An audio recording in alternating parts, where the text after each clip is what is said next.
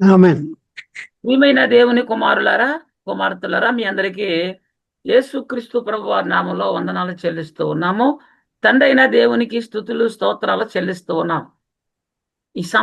ఈ సమయమునకు దేవుడు ఏర్పాటు చేసినటువంటి అంశమును మనం నేర్చుకోవడం ప్రయత్నం చేద్దాము. అంశం ఏమిటి అంటే, క్రీస్తు రాజ్యములో ప్రవేశించాలంటే దేనిని వినాలి, దేనికి లోబడాలి? అంశం మరొకసారి, క్రీస్తు రాజ్యములో ప్రవేశించాలంటే దేనిని వినాలి, దేనికి లోబడాలి అనే అంశాన్ని గురించి ఈరోజు మనం నేర్చుకుందాం. ఈ రాజ్యంలో ప్రవేశించాలంటే దేనిని వినాలి, దేనికి లోబడాలి?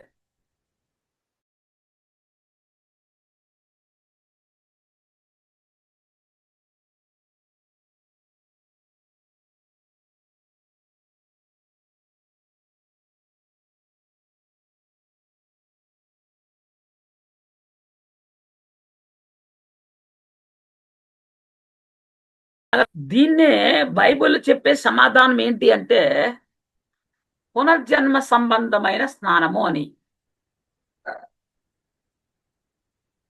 బాప్తిస్మము తీసుకున్న వారు ఈ రాజ్యంలో ప్రవేశిస్తారు. ఒక వ్యక్తి దేవుని రాజ్యంలో ప్రవేశించాలి అంటే వాడు కొత్తగా జన్మించాలి, వాక్యము ద్వారా జన్మించాలి, ఆత్మ మూలముగా జన్మించాలి. మనం ఏ చట్టానికి లోబడి బాప్తిసం తీసుకుంటున్నామో ఇది చాలా ప్రాముఖ్యమైంది. ఎందుకంటే క్రీస్తు యేసే ముఖ్యమైన మూలమై ఉండగా అపోస్తులు ప్రవక్తలు వేసిన పునాది మీద మనము కట్టబడాలి. క్రీస్తు యేసే ముఖ్యమైన మూలరాయి ఉండగా అపోస్తులు ప్రవక్తలు వేసిన పునాది మీద మనము కట్టబడాలి. అయితే మనం చాలా జాగ్రత్తగా గమనించాలి. మనం వినే బోధ కానీ, సువార్త కానీ, సత్య సువార్త ఏదైనా కానీ మరి మనం చాలా జాగ్రత్తగా చూసుకోవాలి. వినేది మనం ఏది అంటున్నామో ఆ వినేది చాలా జాగ్రత్తగా చూసుకోవాల్సిన అవసరం ఉంది. ఈ సంగతులు క్రైస్తవులుగా ఉండడానికి పిలువబడిన వారికి చాలా ప్రాముఖ్యమైన సంగతులు. దేవుని రాజ్య విస్తరణ చేస్తాను అన్నప్పుడు అపవాది పరలోకంలో దేవునిపై తిరుగుబాటు చేశాడు. దేవుడు దేవుని రాజ్యములో ప్రవేశించే వాని మీద కూడా తిరుగుబాటు చేస్తాడు, చేస్తూనే ఉంటాడనే విషయాన్ని గమనించాలి. దేవుడు తన రాజ్యాన్ని విస్తరిస్తాను అన్నప్పుడు పరలోకములో అపవాది దేవునిపై తిరుగుబాటు చేశాడు. మరి దేవుని రాజ్యములో ప్రవేశించే వారి మీద కూడా అపవాది అనేవాడు తిరుగుబాటు ఖచ్చితంగా చేస్తాడు, చేస్తూనే ఉన్నాడు కూడా. యేసుక్రీస్తు 40 దినాలు ఉపవాసం ఉండి పరిచర్య ప్రారంభించే కాలంలో క్రీస్తు యొద్దకు అపవాది వచ్చి, నీవు నా పాదములకు మ్రొక్కు, ఈ లోక రాజ్యములన్నీ నీకు ఇచ్చేస్తానంటున్నాడు. ఇక్కడ దేవుని రాజ్యమునే పునఃస్థితి స్థాపన చేయడానికి వచ్చిన యేసునే తనకు లోబడేలాగా చేసుకోవాలనుకుంటున్నాడు అపవాది అనేవాడు. చాలా జాగ్రత్తగా గమనించాలి. దేవుని రాజ్యాన్నే తిరిగి పునఃస్థితి స్థాపన చేయడానికి వచ్చినటువంటి దైవ కుమారుని యొద్దకు వెళ్ళి తనకు లోబడేలాగా చేసుకోవాలని అనుకుంటున్నాడు. కానీ క్రీస్తు లోబడలేదనుకోండి. యోహాను సువార్త 6వ అధ్యాయము 15వ వచనం, రాజుగా చేయుటకు అంటే 40 దినాలు ఉపవాసం ఉన్న తర్వాత వచ్చి ఈ రాజ్యాన్ని నావే, నాకు నమస్కరిస్తే నీకు ఇచ్చేస్తాను అని చెప్పాడు అపోదనేవాడు. లొంగలేదు. తర్వాత మరలా క్రీస్తు యొద్దకు అనేక మందిని పంపించాడు. క్రీస్తుని ఈ లోక భౌతిక రాజ్యానికి రాజుగా చెయ్యాలని బలవంతంగా పట్టుకోబోతున్నారండి.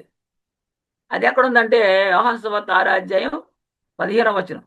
రాజుగా చేయుటకు వారు వచ్చి తన్ను బలవంతముగా పట్టుకోబోచున్నారని యేసు ఎరిగి మరల కొండకు ఒంటరిగా వెళ్ళాను.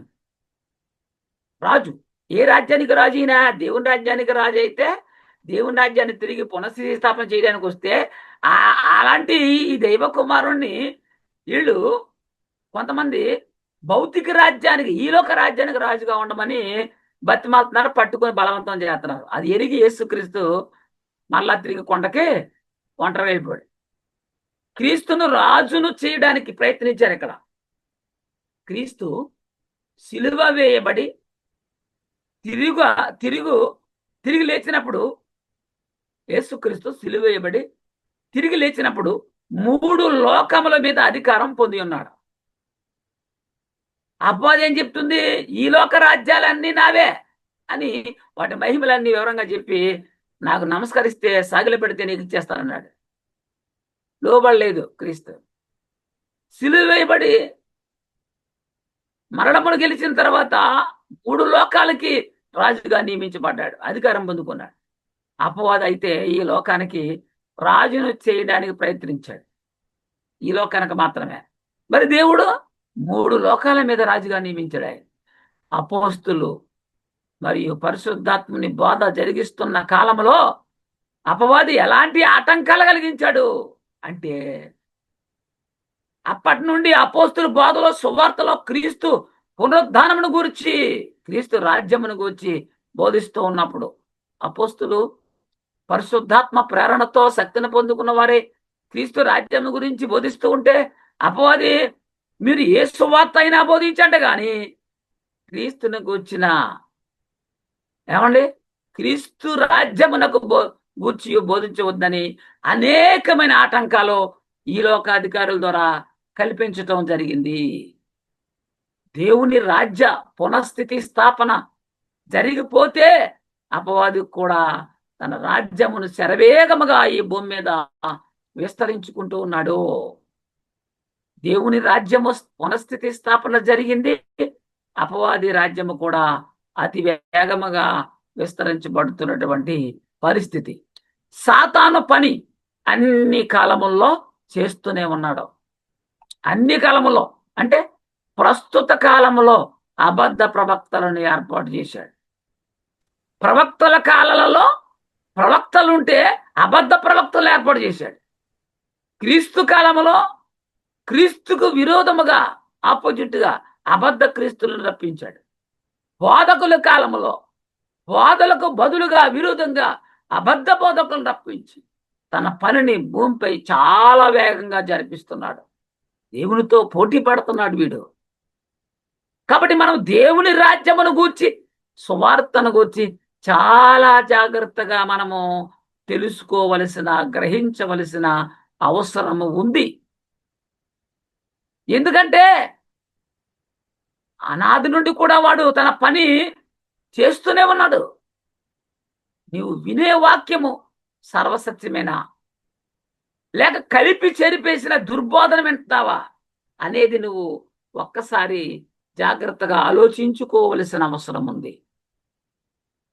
నువ్వు తాగే నీటిని జాగ్రత్తగా చూసుకుంటావు, నువ్వు తినే ఆహారమును జాగ్రత్తగా చూసుకుంటావు, కానీ ఆత్మ సంబంధమైన నీ రక్షణ కల్పించే వాక్యం విషయంలో మాత్రము అలాంటి జాగ్రత్త తీసుకోలేవు.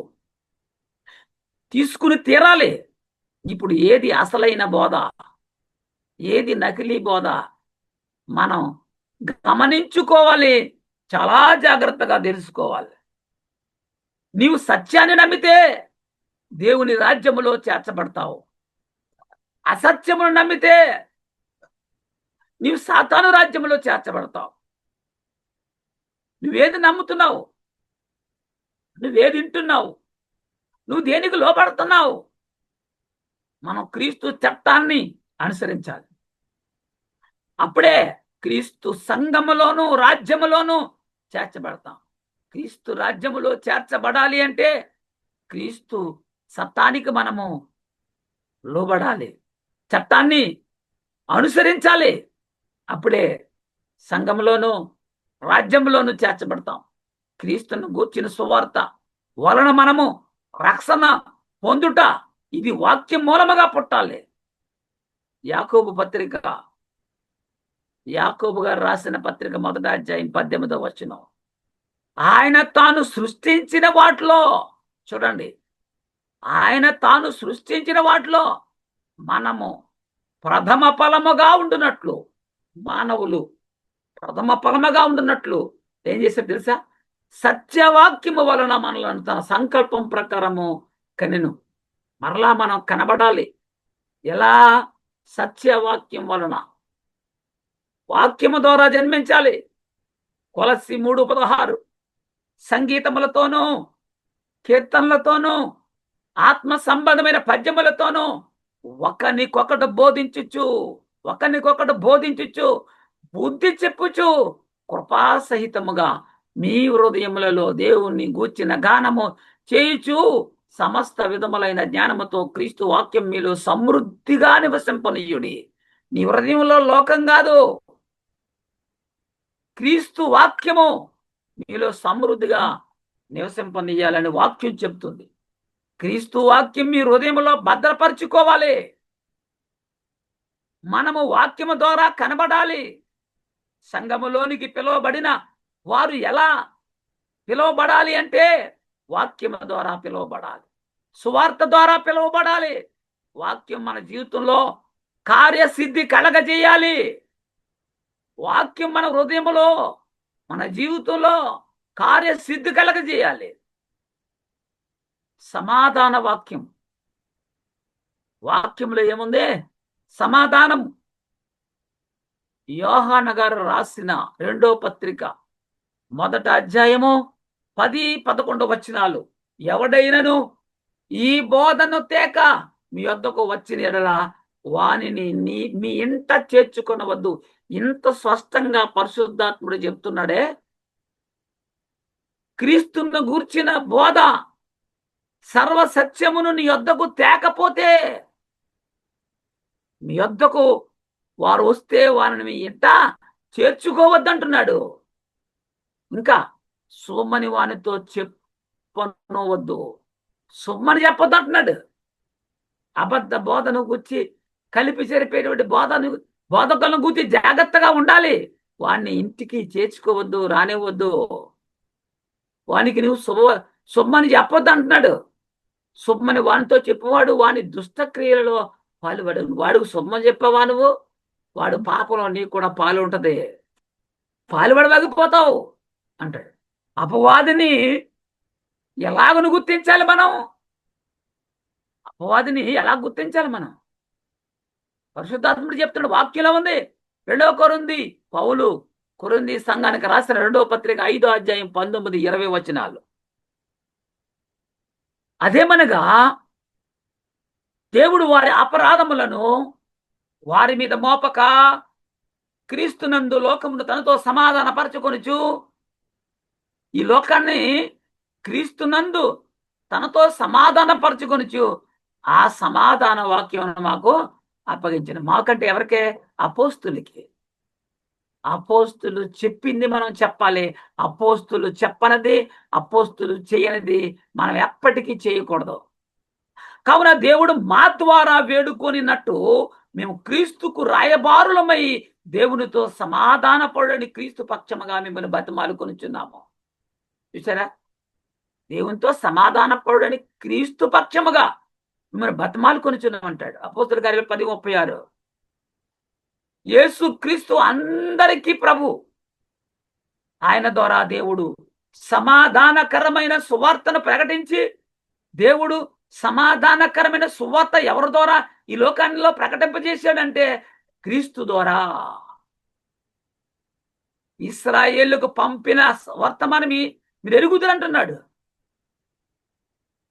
ఎఫెసు 2:17. మరి ఆయన వచ్చి దూరస్తులైన మీకును సమీపస్తులైన వారికి సమాధాన సువార్తను ప్రకటించి. దూరస్తులు, సమీపస్తులు ఎవరిళ్ళు? దూరస్తులంటే అన్యులు, దేవుడు లేని ప్రజలు. సమీపస్తులంటే దేవుడు కలిగిన ప్రజలు, ఇశ్రాయేలీలు. యూదులు వీరికి సమాధాన సువార్త ప్రకటించాడు. యేసుక్రీస్తు వచ్చి సమాధాన సువార్త ప్రకటించాడు. రోమపత్రిక 5:10-11 యాలేనగా శత్రువులమై ఉండగా ఆయన కుమారుని మరణము ద్వారా మనం దేవునికి శత్రువులమై ఉన్నాము. ఎందుకంటే మన అపరాధముల చేత పాపముల చేత మనము సచ్చిన వారంగా ఉన్నాము. మనం బతికించాలని దేవుడు సంకల్పం. ఆయన కుమారుడు మరణము ద్వారా మనము దేవునితో సమాధాన పరచబడిన ఎడల సమాధాన పరచబడిన వారమై ఆయన జీవించుడి చేత మరి నిశ్చయంగా రక్షింపబడదు అంటాడు. యేసుక్రీస్తులోనే సమాధానం ఉంది. ఆయన సువార్తలోనే సమాధానం ఉంది. అంతేకాదు మన ప్రభువైన యేసుక్రీస్తు ద్వారా మనము దేవుని యందు అతిశయపడుచున్నాము. నువ్వు దేవుళ్ళు ఆనందపడుతున్నావంటే కారణం యేసుక్రీస్తు ద్వారా. ఆయన ద్వారానే మనము ఇప్పుడు సమాధాన స్థితి పొంది ఉన్నాము. మనకి ఆయనకి మధ్య ఉన్నటువంటి పాపాన్ని పడగొట్టిన వాడు ఆయనే. ఎఫెసీయులకు రాసిన పత్రిక 2:14-16-17 ఆయన మన సమాధానమై ఉండి మీకును మాకును ఉండిన ద్వేషమును మీకును మాకునంటే దేవుడున్న ప్రజలకును దేవుడు లేని ప్రజలకును మధ్య ఉన్న ద్వేషమును అనగా విధిరూపకమైన ఆజ్ఞల ధర్మశాస్త్రమును తన శరీరమందు కొట్టువేడి చేత మధ్య గొడన పడగొట్టి మన ఉభయులను ఏకము చేసిన ధర్మశాస్త్రాన్ని పడగొట్టాడు. ఉభయులను ఏకపరిచాడు. తన సిలువ వలన ఆ ద్వేషమును సంహరించి దాని ద్వారా వీరిద్దరిని ఏక శరీరముగా చేసి దేవునితో సమాధాన పరచవలని ఎలాగున చేసిన కనుక ఆయనే మనకు సమాధాన కారకుడై ఉన్నాడు. ఎవరు? యేసుక్రీస్తు. ఆయన గూర్చిన ప్రతి మాటలో సమాధానం ఉంది. మరి ఆయన వచ్చి దూరస్తులైన మీకును సమీపస్తులైన వారికి నీ సమాధాన సువార్తను ప్రకటించాడు. దేవునితో సమాధానం పడాలంటే నువ్వు ఆయన సువార్త ఎందుకు నువ్వు రావాలి, వినాలి. కొలస్సి 1:20 కొలస్సీలకు రాసిన పత్రిక మొదటి అధ్యాయము 20 ఆయన సిలువ రక్తము చేత చూసారా, యేసుక్రీస్తు సిలువ రక్తము చేత సంధించి ఆయన మన ద్వారా ఆయన ద్వారా సమస్తమును అంటే అవి భూ సంబంధమైన ఆయనను పరలోక సంబంధమైనను వాటన్నిటినీ ఆయన ద్వారా తనతో సమాధాన పరచుకునవలననియు తండ్రి అభిష్టమాయను. యేసుక్రీస్తు భూలోకమందున్నవైనను పరలోకమందున్నవైనను వాటన్నింటినీ కూడా క్రీస్తు మరణము ద్వారా క్రీస్తు సిలువ రక్తము ద్వారా సమాధాన పరుచుకునవలనని తండ్రి అభిష్టమాయన అంటాడు. భూలోకములో ఉన్నవి ఏంటి, పరలోకంలో ఉన్నవి ఏంటి అంటే భూలోకంలో ఉన్న మనలను పరలోకంలో ఉన్నటువంటి దేవుని కుటుంబంతో సమాధాన పరుచుకోవాలి అనేదే ఆయన అభిప్రాయము, ఆయన సంకల్పం. కొలస్సి 1:22 తన సన్నిధిని మనం పరిశుద్ధులుగాను నిర్దోషులుగాను నిరపరాధులుగాను నిలబెట్టుటకు ఆయన మాంసాయుక్తమైన దేహమందు మరణం వలన ఇప్పుడు మిమ్మల్ని సమాధానపరిచి ఎలా మనల్ని దేవునితో సమాధానపరిచాడు అంటే ఆయన మరణం వలన తన సన్నిధిని పరిశుద్ధులుగాను నిర్దోషులుగాను నిరపరాధులుగా నిలబెట్టకు ఆయన మాంసాయుక్తమైన దేహమందు మరణం వలన ఇప్పుడు మిమ్మల్ని సమాధాన పరిచయనుంది. మనము దేవునితో సమాధాన పడాలి అంటే మనకు దేవునికి మధ్య ఉన్న పాపము తొలగిపోవాలి కదా. దేవునికి మనకు మధ్య ఏముంది? పాపము. అది పోవాలి.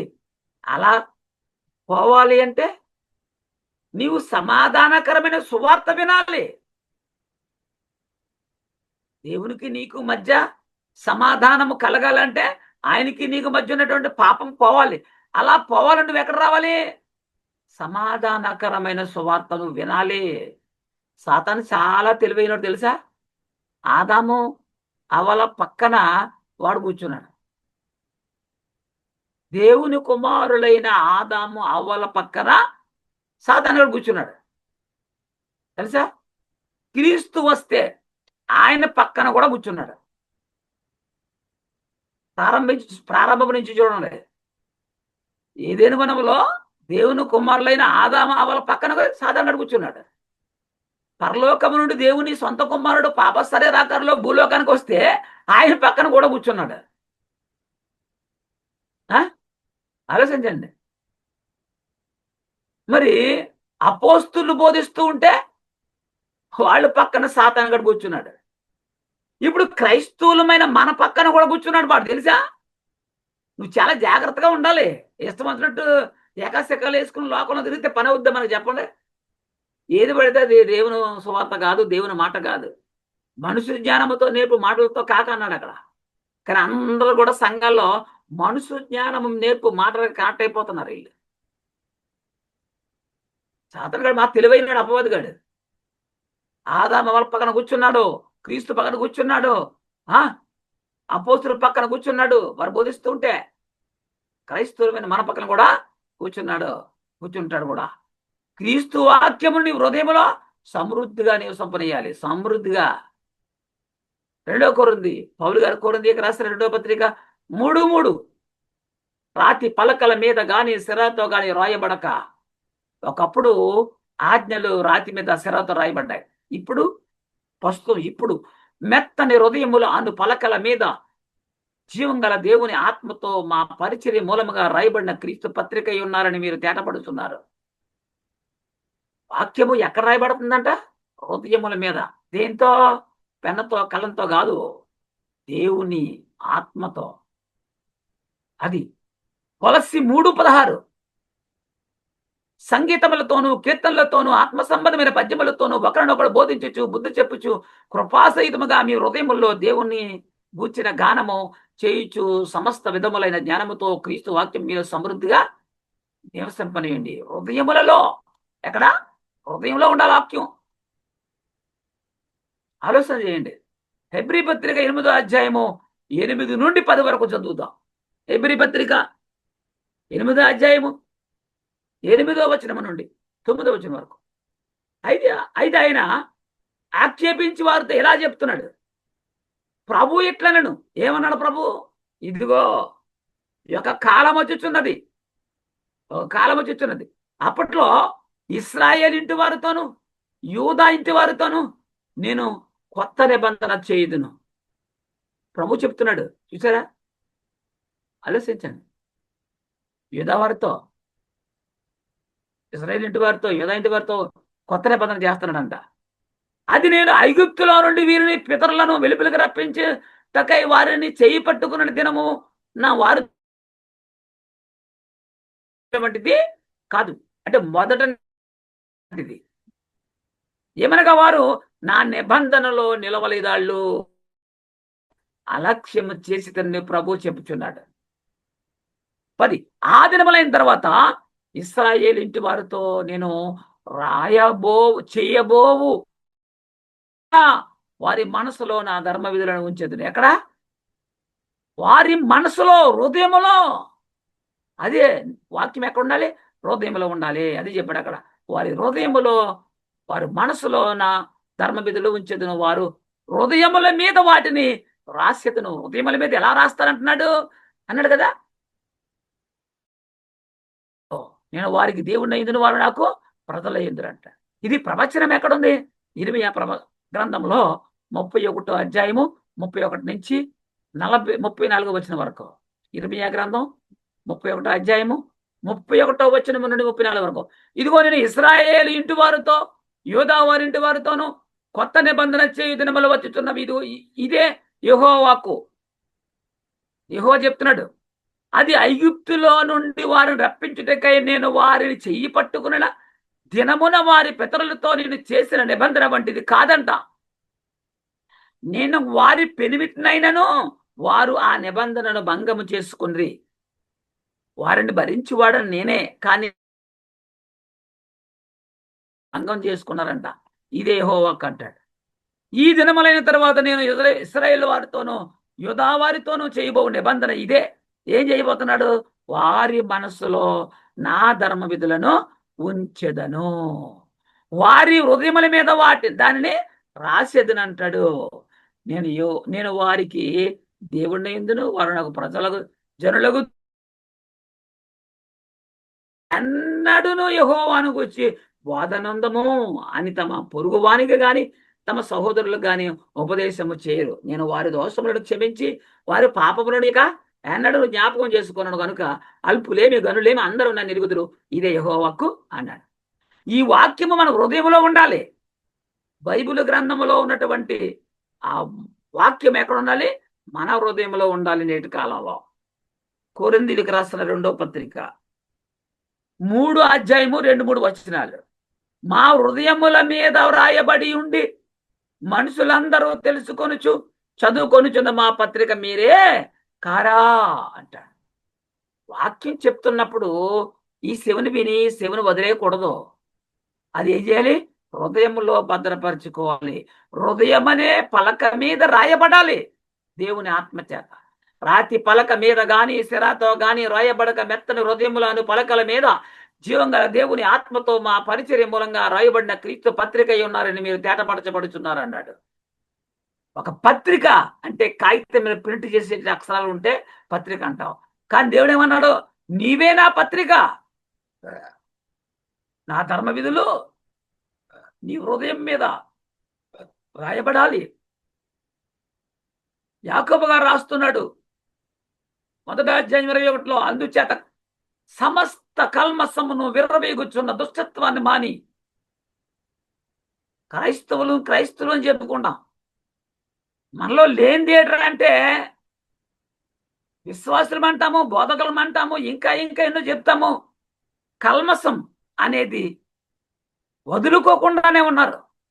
విర్రబీగే తత్వం, నేనే అనే అహంభావం, నాకే తెలుసు అనే అహంభావం, దుష్టత్వం మానరా, మానమని చెప్తున్నాడు. సమస్త కల్మసమును విర్రబీగుచున్న దుష్టత్వాన్ని మాని లోపల నాటబడి. లోపలంటే ఎక్కడ? హృదయంలో.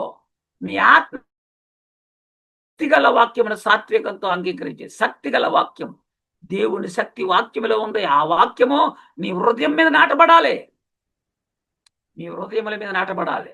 1 పేతురు 3:15, నిర్మలమైన మనస్సాక్షి గలవారై మీలో ఉన్న నిరీక్షణను గూర్చి మిమ్మను హేతువడుగు ప్రతి వానికి సాత్వికముతోనూ భయముతోనూ సమాధానం చెప్పుటకు ఎల్లప్పుడూ సిద్ధముగా ఉండి మీ హృదయముల యందు క్రీస్తును ప్రభువుగా ప్రతిష్ఠించుడి. ఎక్కడ? హృదయముల మీద. చాలా మంది చర్మం మీద, చేతుల మీద పచ్చబొట్టేసుకుంటూ ఉంటారు. ఆయన కోరుకునేది పచ్చబొట్టేసుకుని ప్రభు వాక్యాలు రాసుకుని లోపల తప్పుడు పనులు చేయమని కాదు. అక్కడ మీ హృదయం మీద రాసుకోవాలంటున్నాడు. ఆలోచన చేయండి. మనం ఎలా ఎదగాలి? విశ్వాస శుభోదయ సంబంధమైన వాక్యము ద్వారా మనం ఎదగాలి. వాక్యము ద్వారా ఎదగాలి మనం. చాలా మంది భౌతికంగా ఈ లోక శరీర పరంగా, ఆర్థిక పరంగా ఎదుగుతుంది చూసి ఇదే ఆశీర్వాదం, ఇదే మనకి సంతోషం అనుకునే వాళ్ళు చాలా మంది మన క్రైస్తవులైనా ఉన్నారు. అది కాదు. 1 తిమోతి, పౌలు తిమోతి గారు రాస్తున్న 1వ పత్రిక 4వ అధ్యాయం 6-7 వచనాలు. ఈ సంగతులను సహోదరులకు వివరించిన ఎడల నీవు అనుసరించుచూ వచ్చిన విశ్వాస సుబోధ సంబంధమైన ఏ బోధ? విశ్వాస సుబోధ సంబంధమైన వాక్యముల చేత పెంపాలుచు ఎదుగుచు క్రీస్తు యేసునకు మంచి పరిచారకుడు అయి ఉందువు. క్రీస్తు యేసునకు మంచి పరిచారకుడిగా ఉండాలంటే నీవు వింటున్న బోధ, నువ్వు చేస్తున్న బోధ, విశ్వాస సుబోధ సంబంధమైన వాక్యాన్ని నువ్వు వినాలి, నువ్వు ప్రకటించాలి. అపవిత్రములైన ముసలము ముచ్చట్లను విసర్జించాలి.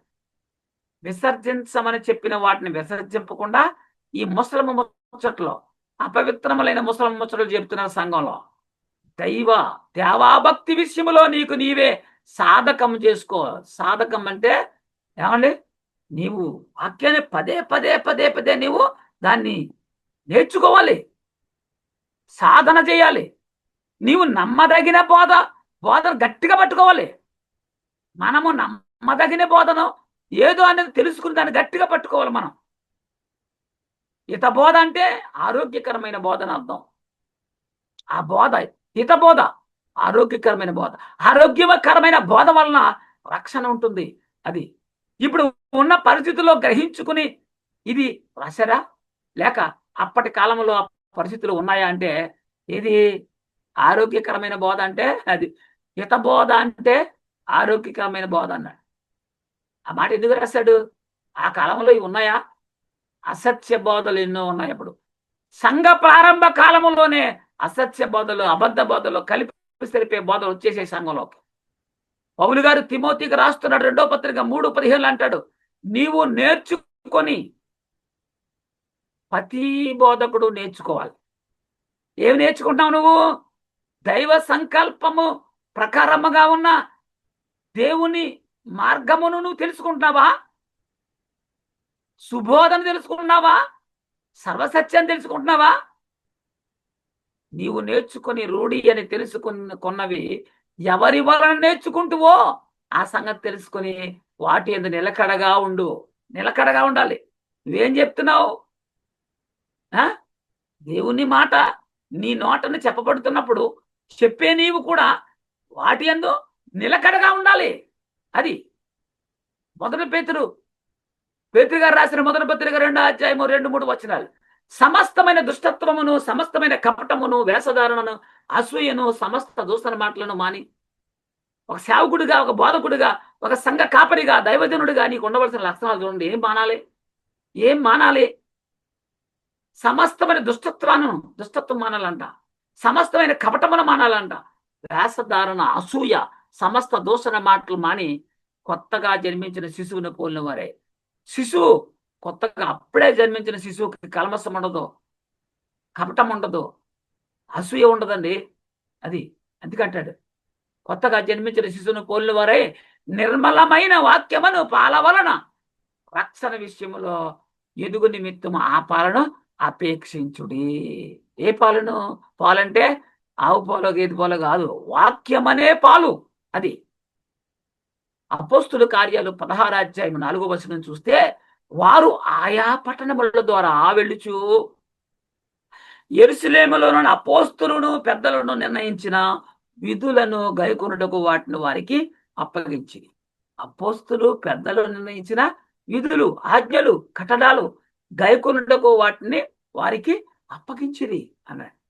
అపోస్తుల కార్యాలు 20వ అధ్యాయము 32వ వచనం చూస్తే, ఇప్పుడు దేవునికిని ఆయన కృపావాక్యమునకును, చాలా జాగ్రత్తగా గమనించాలి, దేవునికి 1, 2 ఆయన కృపావాక్యమునకును మిమ్మును అప్పగించుచున్నాను. దేనికి పడితే దానికి నువ్వు అప్పగించకూడదు, ఏది బట్టి నువ్వు చెప్పకూడదు. నువ్వు వినే వాక్యమో, ఏ వాక్యం? దేవుని కృపావాక్యమేనా? చూడండి, ఆయన మీకు క్షమాభివృద్ధి కలగజేయుటకును పరిశుద్ధపరచబడిన వారందరిలో స్వాస్థ్యమను గ్రహించుటకును శక్తిమంతుడు. చూస్తారా? దేవుడు మనము శక్తిగల వాక్యమును సాత్వికముతో అంగీకరించాలి. ప్రకటన 3:15, ప్రకటన గ్రంథం 3:15, నీ క్రియలను ఎరుగుదును, నువ్వు చల్లగానైనను వెచ్చగానైనను లేవు. చల్లగా ఉన్నా మంచిదే, వెచ్చగా ఉన్నా మంచిదే, కానీ ఎలాగున్నావు? నీవు చల్లగానైనను వెచ్చగా అయినా ఉండినా నీకు మేలు. ఉంటే వెచ్చగా ఉండు, మంచిది. లేదా చల్లగా ఉండు, మంచిది. నులివెచ్చని స్థితిలో ఉండకూడదు. అదే ఉంది సంఘాల్లో, చాలా సంఘాల్లో. ఆ కాలంలోనే తప్పుడు బోధలు సంఘంలోకి వచ్చేసాయి. అలాగే బోధకుల మధ్య విభేదాలు కలిగించాడు సాతానుగాడు. అదే జరుగుతుంది నేటి కాలంలో కూడా.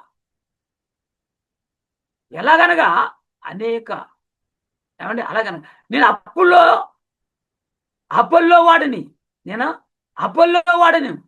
నేను పౌలు వాడను అని విభేదాలు కలిగించాడు ఆ కాలంలో. ఎవరో? సాతానుగాడే. నేను పౌలు వాడను, పౌలు దగ్గర బాప్తిసం తీసుకున్నాను, మా గురుగారు పౌలు అని ఒకడంటే ఒకటి అపోల్లో వాడిని. ఇట్లా విభేదాలు అవి పుట్టించాడు సాతానుగాడు. నీవు ఏ సంఘము అని అడుగుతున్నారు ఇప్పుడు నేటి కాలంలో. నువ్వే సంఘం? ఏ సంఘం అయితే నీకెందుకయ్యా? ఏ సంఘమైనా, ఏ డినామినేషన్ అయినా చెప్పేది బైబిల్ గ్రంథంలో ఉన్నటువంటి వాక్యమే కదా. క్రీస్తు యేసే ముఖ్యమైన మూలరాయి ఉండగా అపోస్తులు ప్రవక్తలు వేసిన ఈ పునాది మీద కట్టబడితేనే నీవు పరలోకం వెళ్తావు, లేక లేదు, రక్షణ రాదు. ఇప్పుడు నేటి కాలంలో సంఘాల మధ్య సాతాను గాడు పెట్టినటువంటి శిక్ష తెలుసా? నువ్వు ఏ సంఘం, నువ్వు ఏ డినామినేషన్ అంటాడు. మన వాక్యంలో ఒకటవ్వాలి, ఏకమై ఉండాలి వాక్యంలో, తెలుసా? ఎంత విభేదము మనలో పెంచేశాడంటే, ఫలానా సంఘం మేము, మీ దగ్గర రావు. ఆ సంఘానికి ఏమైనా వేరే బైబిల్ ఉందా?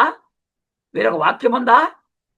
వారి ఆత్మ రక్షణ కోసం వేరొక పద్ధతి ఏమైనా ఉందా వారికి?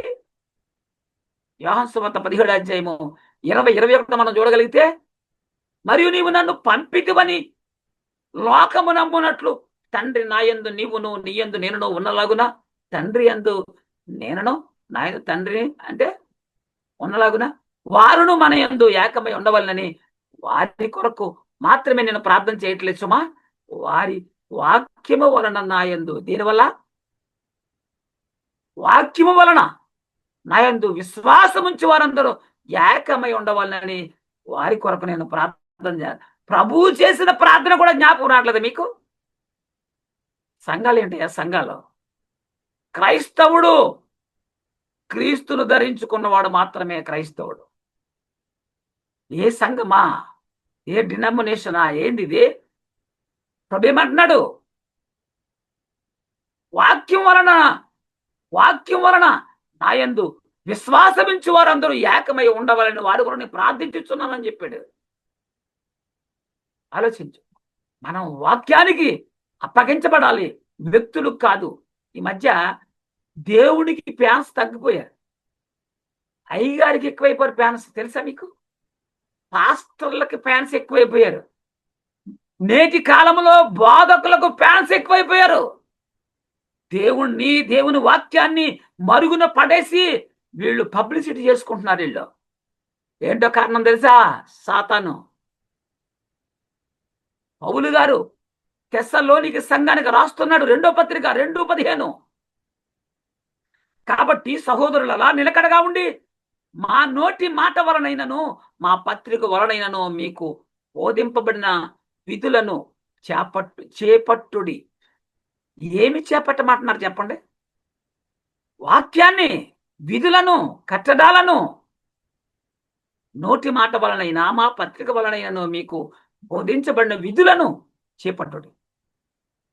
అది అపోస్తులు ప్రవక్తలు వేసిన పునాది అండి. ఇది నువ్వు ఏ పునాది మీద విశ్వాసంగా కట్టబడాలో తెలుసా నీకు? ఏ వాక్యం వినాలో తెలుసా? ఏ వాక్యానికి నువ్వు లోబడాలో తెలుసా నీకు? తెలుసుకోకపోతే నీ జీవితం వేస్ట్, నీ విశ్వాస జీవితం వృధా, జీరో. తెలుసుకోవాలి.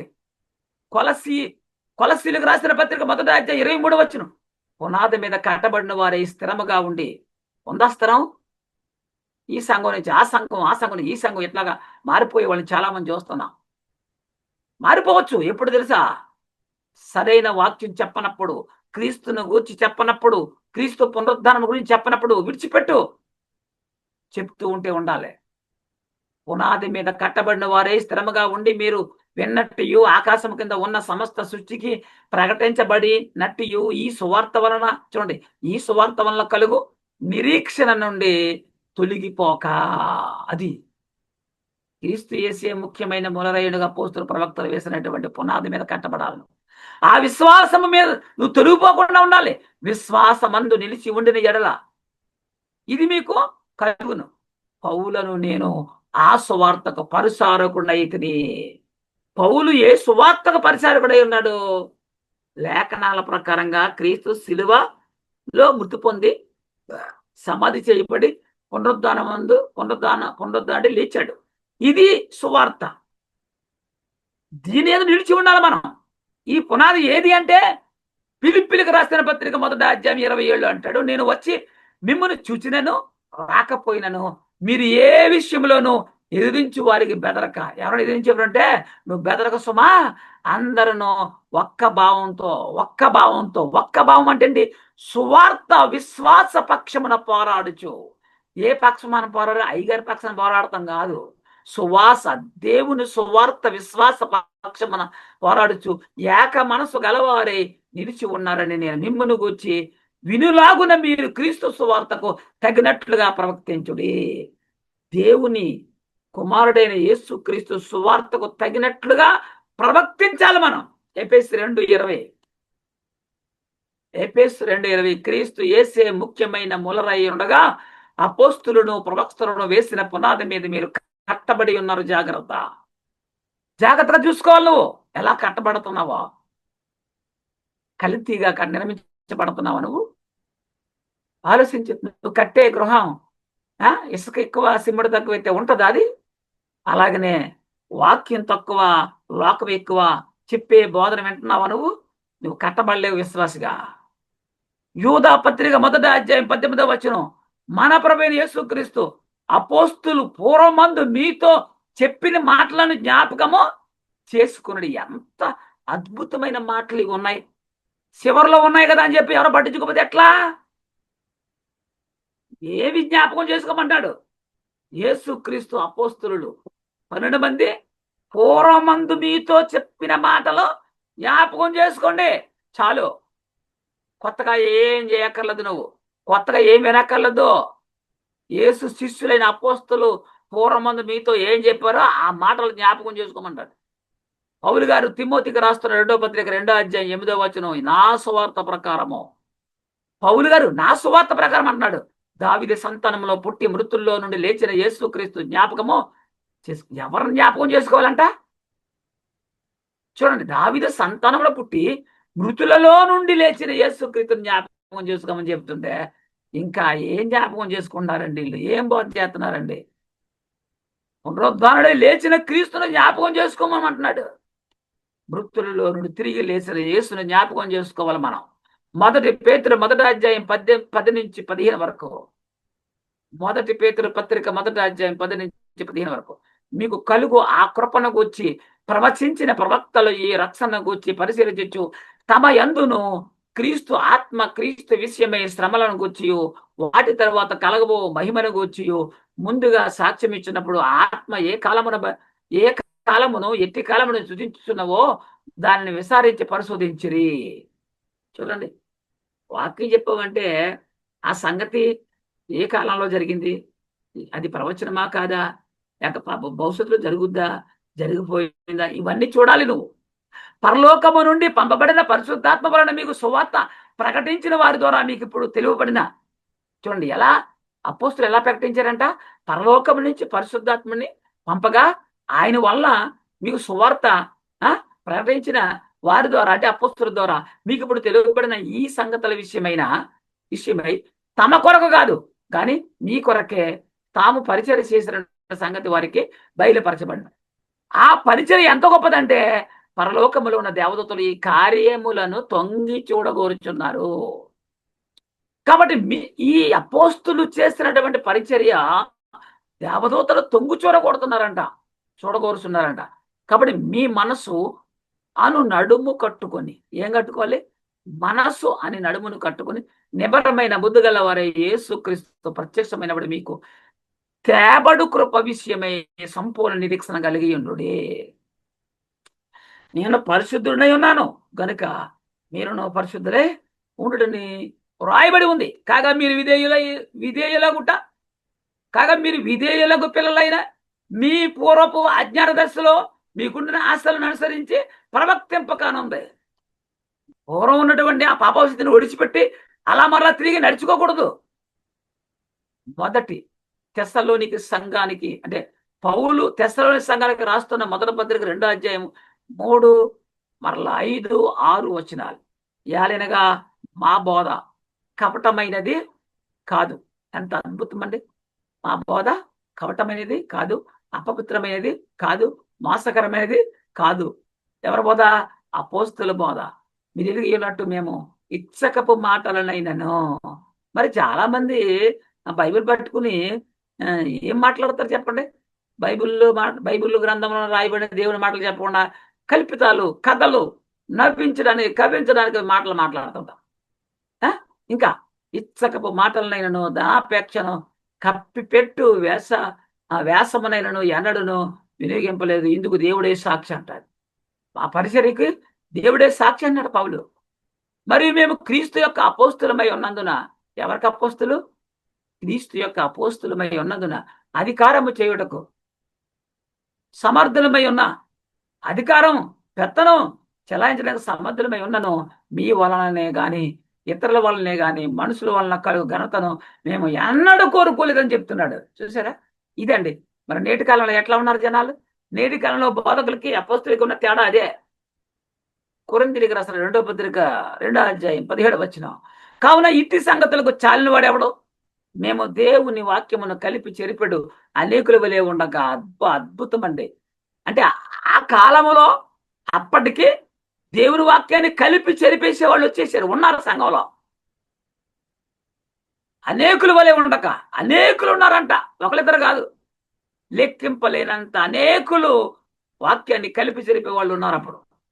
అలా ఉండక నిష్కపట్టము గల వారమును దేవుని వలన నియమించబడిన వారమై ఉండి క్రీస్తునందు దేవుని ఎదుట బోధించుతున్నారు. ఎక్కడ?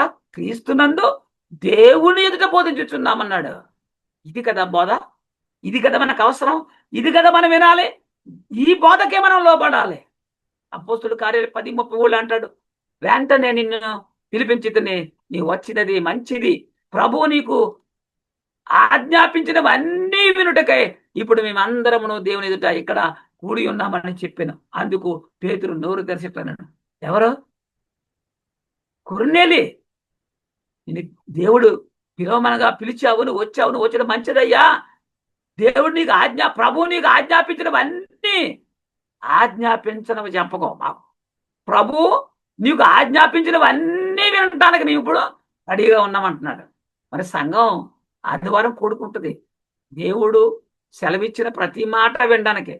మరి నువ్వు ఏం చెప్తున్నావు? ఏమి వినిపించడానికి వచ్చావు? నువ్వు ఏమి వినిపిస్తున్నావు? ఆలోచించు.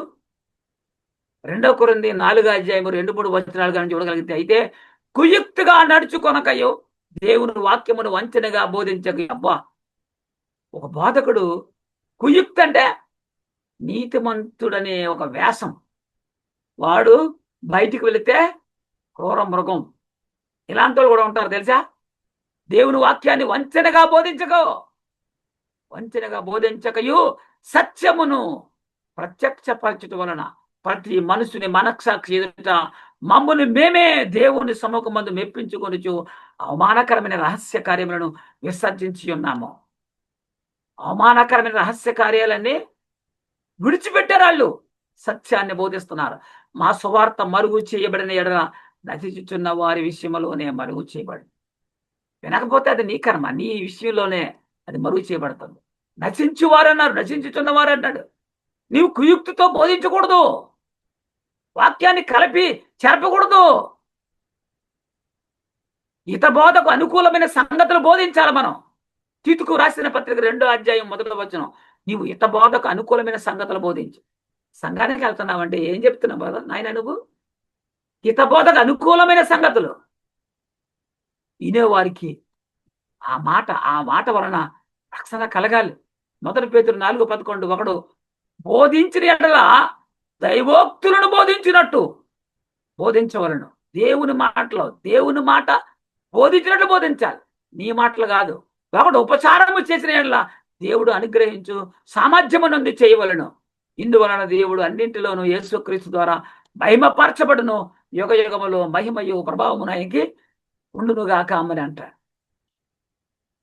యూదా 1:3 అంటాడు, యూదా పత్రిక 1:3, వీళ్ళ మన అందరికీ కలిగడి రక్షణ గూర్చి మీకు రాయవలనని విశేష ఆసక్తి గలవాడిని ప్రయత్నపడుచున్నాను. యూదా గారు అంటున్నాడు, మీ అందరికీ కలిగడు రక్షణ గూర్చి మీకు రాయవలని నాకు చాలా ఆసక్తి ఉందని చెప్తూ ఏం రాస్తున్నాడు చూడండి అక్కడ.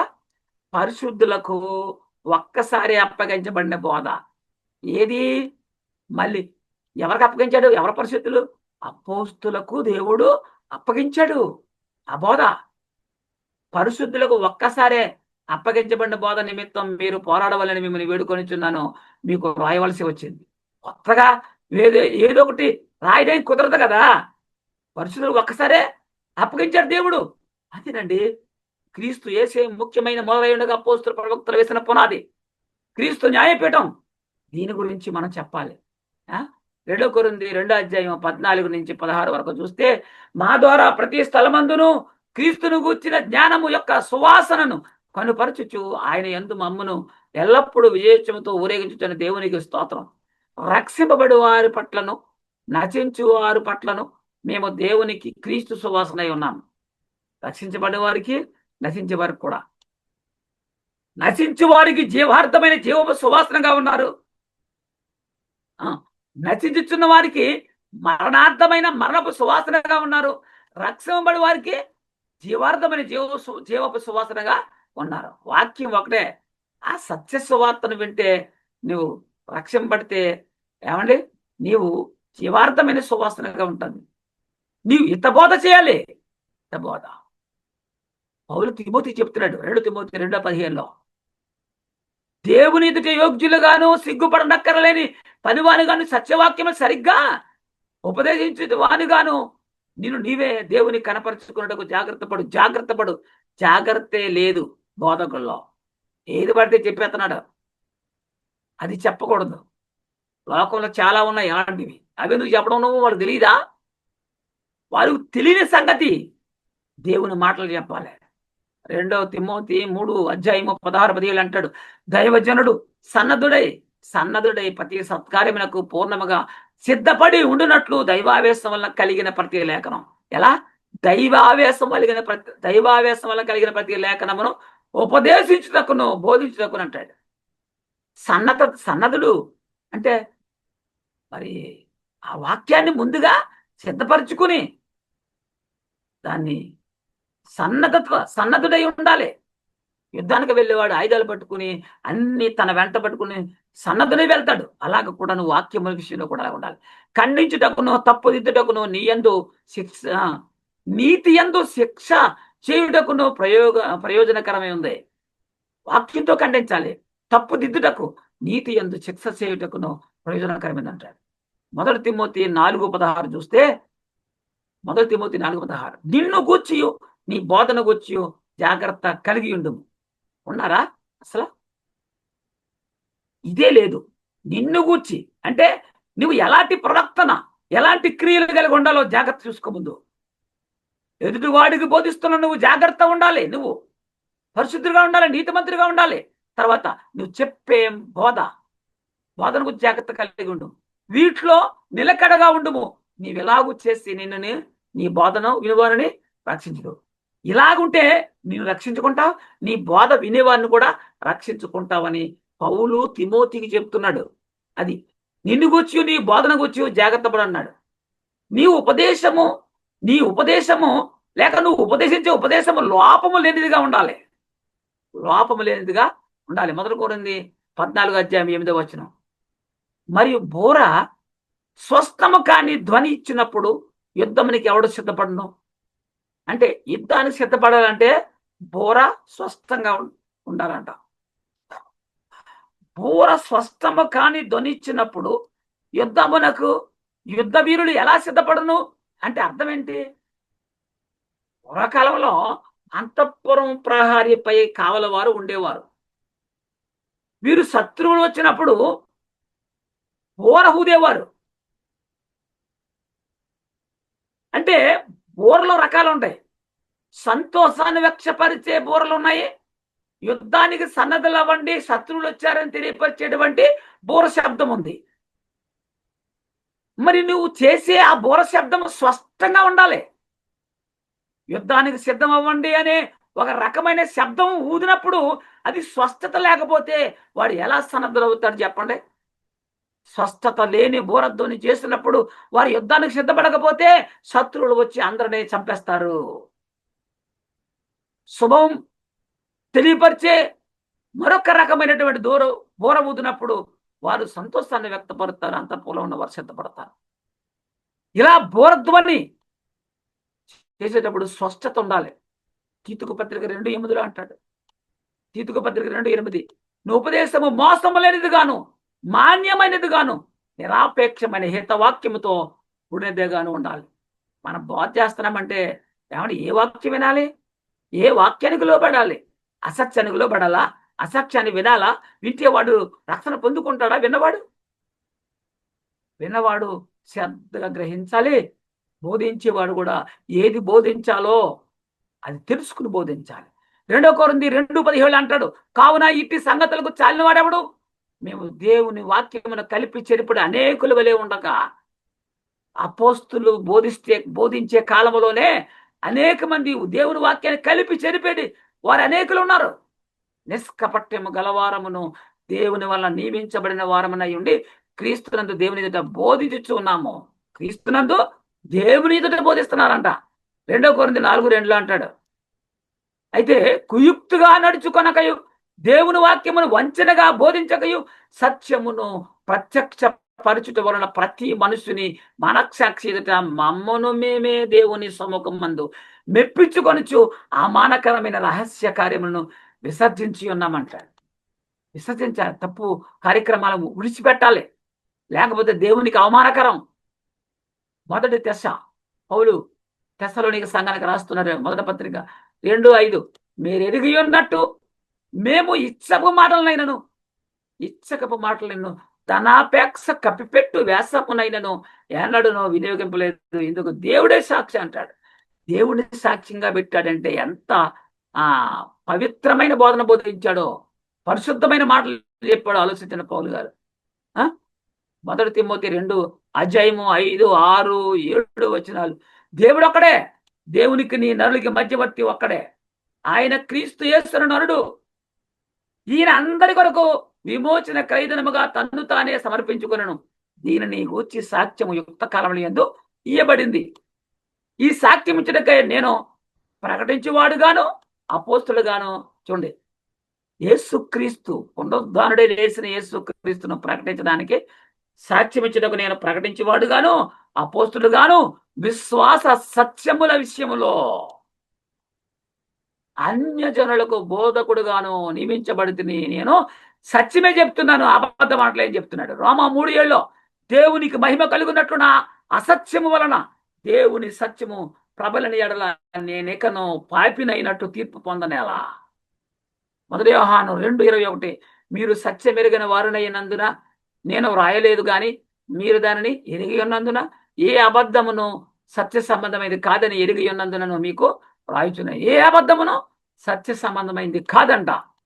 ఏ అబద్ధము సత్య సంబంధమైంది కాదు. అబద్ధ బోధకులు ఏమండి ఉన్నారు, బయలుదేరి ఉన్నారు. మొదటి శతాబ్ద కాలంలోనే వారు బయలుదేరి ఉన్నారు. కాబట్టి క్రీస్తు రాజ్యంలో ప్రవేశించాలంటే దీనిని వినాలి. అంటే క్రీస్తు యేసే ముఖ్యమైన మూలరై ఉండగా అపోస్తులు ప్రవక్తలు వేసినటువంటి పునాది గురించి వినాలి, దాని మీద కట్టబడాలి. మనం దేనికి లోబడాలి? దానికి లోబడాలి. అంటే క్రీస్తు మరణం, క్రీస్తు పునరుద్ధానం, ఇది పునరుద్ధానని క్రీస్తుని గురించిన సంగతుల గురించి మనం బోధించాలి, అవే వినాలి, వాటికే మనము లోబడాలి. అలా లోబడితేనే సంఘములో లేక క్రీస్తు రాజ్యంలో ప్రవేశించగలం. లేకపోతే ప్రవేశము ఉండదు, నో ఎంట్రీ. ఇంకా మనకి ఈ వాక్యాన్ని విన్న ప్రతి వ్యక్తి యొక్క హృదయంలో కూడా దేవుడు నాటి నీరు గట్టి పల్లింపులోకి తెచ్చునుగాక. ఆమేన్. సహోదరులందరికీ యేసుక్రీస్తు ప్రభువారి నామములో వందనాలు చెల్లిస్తూ ఉన్నా.